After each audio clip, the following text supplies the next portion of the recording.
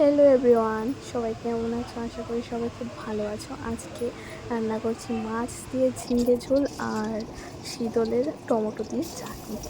তোমাদের কার কার শীতল খেতে ভালো লাগে অবশ্যই কিন্তু জানিও।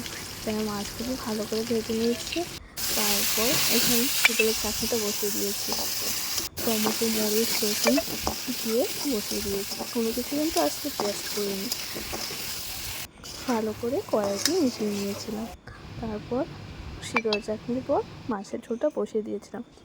ফাঁকে দিয়ে চলে গিয়েছিলাম ছাড় দিতে শ্বশুরবাড়ি, মানে কাজ আর কাজ, সেটা আমরা সবাই জানি।